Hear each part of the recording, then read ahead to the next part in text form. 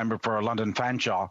Mr. Speaker, with so many recent reports and video of police using force, sometimes deadly force, and violence against Indigenous and Black people in Canada, I've called for the Public Safety Committee to reconvene. If the members agree, will the Minister come to the committee and provide concrete answers as to how the government intends to address racism inherent in Canada's law enforcement, and in particular the RCMP?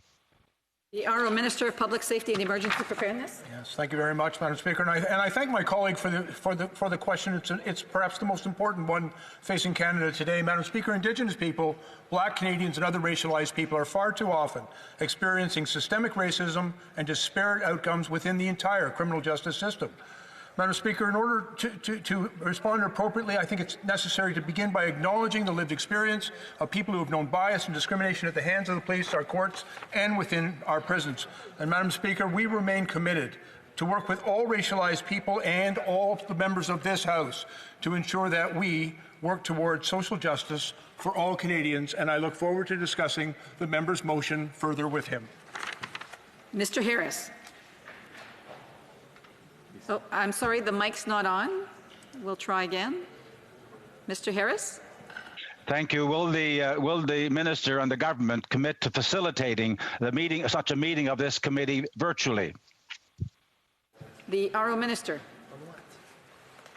Well, Madam Speaker, the decisions of the committee are the committee's, and so I'm sure that this will be a discussion within the committee, but if called, I'll certainly be pleased to come with my officials to provide the committee with whatever support and information it needs to contribute to this very important discussion.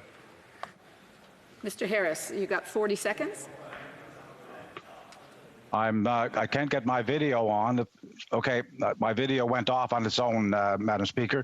Will the Minister, in light of what we've seen on with Chief Adams and Fort McMurray and the RCMP accepting that the actions were reasonable, will the Minister commit to a full review of the use of force by the RCMP, in particular the philosophy, tactics, and the training that's given to RCMP officers in dealing with the public?